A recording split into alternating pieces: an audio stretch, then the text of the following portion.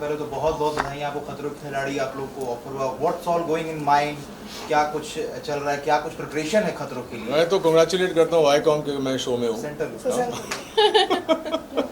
नहीं, thank you for the मुबारकबाद। मैं तो बहुत एक्साइटेड हूँ क्योंकि मेरे लिए मेरे पूरे करियर का पहला रियलिटी शो है। इससे पहले कभी किसी रियलिटी शो में काम नहीं किया है और ऐसे एक शो के साथ टेलीविज़न पे कम बैक करना मेरे लिए बहुत गर्व की बात है।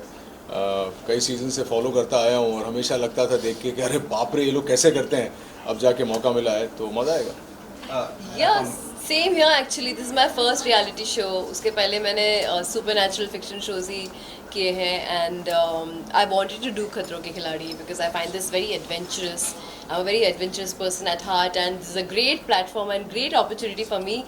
सो कर रहे प्रिपरेशंस चालू है, एक ही हफ्ता शुरू हुआ है, एक ही हफ्ते में मैं जितना कर सकती हूँ कर रही हूँ, मैंने चल रही है बस। हो गया। नेक्स्ट अभी रोहित शेट्टी के साथ वहाँ पे आप कैसे, क्योंकि बहुत डांट लगती है जबकि कोई टास्क सही से नहीं होता है, बहुत सारे कंटेस्टेंट अबॉर्ट कर जाते हैं, तो उसके लिए क्या तैयारियां हैं आपकी? मुझे लगता है कि उसका वहाँ होना हम सब के लिए एक प्लस पॉइंट है, ना कि माइनस पॉइंट है। कभी कभी जब आप डांट सुनते हैं किसी ऐसे इंसान की जो उस फील्ड का मास्टर है तो वो आपको पॉजिटिवली लेनी चाहिए बात। It's like a lesson. और रोहित ने एक्शन के दुनिया में ये प्रूव कर दिया है कि उससे बेहतर शायद ही कोई है फ़िलहाल। और मैंने जो सारे सीजन्स देखे हैं जहाँ पे उन्होंने होस्ट किए तो मुझे लगता है कि उनमें पैशन तो है ही लेकिन उनमें कंपैशन बहुत है। जब कोई ठीक से नहीं भी करता है तो वो आके जिस तरह से हक करते हैं, जिस तरह से सहानुभूति जताते हैं, तो लगता है कि अगली बार ज़्यादा कोशिश करेंगे। तो उम्मीद तो यही है कि हमारे साथ भी ऐसा ही हो। इससे पहले कि आप पहले नहीं ले रहे थे रियलिटी शो, तो क्या कुछ वजह थी कि आप नहीं ले रहे थे रियलिटी शो में मुझे कोई खास दिलचस्पी नहीं थी। ये शो मेरे लिए कोई रियलिटी शो नहीं है, मेरे लिए एक एक्सपीरियंस है।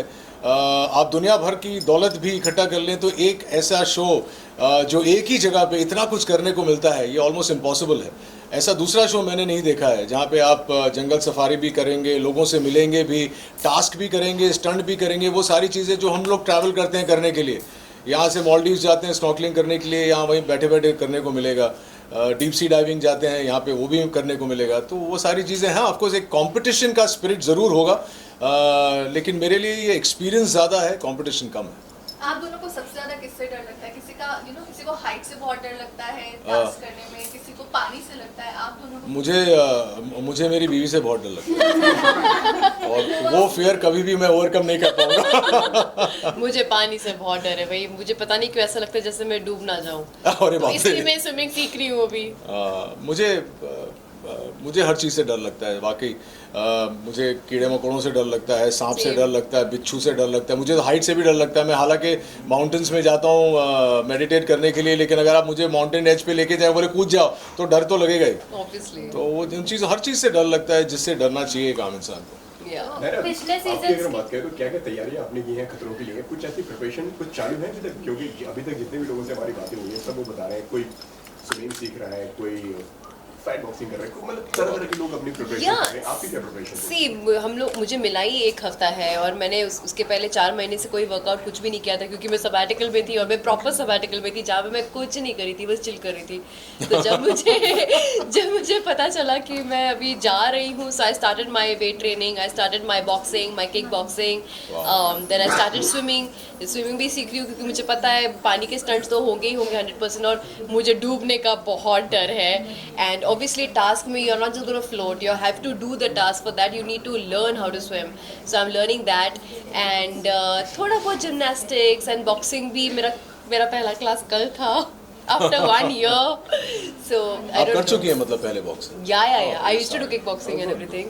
So yesterday was my first class and I hardly have 1 week's time to be in my complete physical fitness. I'm still not prepared, but at least I'm gaining my strength back. But क्या लगता है सबसे ज्यादा tough task और सबसे ज्यादा tough competition कौन देने वाला है? See, मैं कॉम्पिटिटर्स को अभी तक जांच नहीं रही हूँ क्योंकि मैं खुद जब तक रेडी नहीं हूँ तब तक मैं उस पड़ाव पे नहीं जा सकती कि मेरे कॉम्पिटिटर्स कौन है। I need to be physically fit, I need to be mentally fit and I am working on that right now because वही काम आने वाला है। और मैं किसी को कॉम्पिटिटर की नज़र में देख कर मैं खुद को नर्वस नहीं करना चाहती, मैं ऑलरेडी बहुत नर्वस हूँ। अभी जिस तरह आपने कहा फिजिकल स्ट्रेंथ पर आप सबसे ज़्यादा ध्यान रखें, अगर मेंटल स्ट्रेंथ की बात करें तो कितने आप दोनों प्रिपेयर हो मेंटली? देखो, mental strength, the fact that I have told yes to Khatron Ke Khiladi itself, deep inside I am prepared for it. अब बस मुझे वहाँ जाके चीज़ें फेस करनी होगी, और अगर मैं फेस नहीं भी कर पाऊँ, I mean we all have observe that Rohit sir हंसी भी उड़ाते हैं, मजाक भी उड़ाते हैं, टीज भी करते हैं, लेकिन जब एक इंसान हार मान जाता है वो उनको पुश भी करते हैं। तो मुझे पता है कि अगर ऐसा कोई भी फेस आएगा जहाँ पे मैं अटक जाऊंगी, I know he will say that कुछ नहीं होगा, जा कर ले। मुझे लगता है कि फिजिकल फिटनेस से ज़्यादा मेंटल फोर्टिट्यूड मायने रखता है इस खेल में। फिजिकल ऑफ कोर्स आपको वो सारी चीज़ें करनी पड़ेंगी, आपके स्ट्रेंथ को यूज़ करना ही है, वो तो एक गिवन है।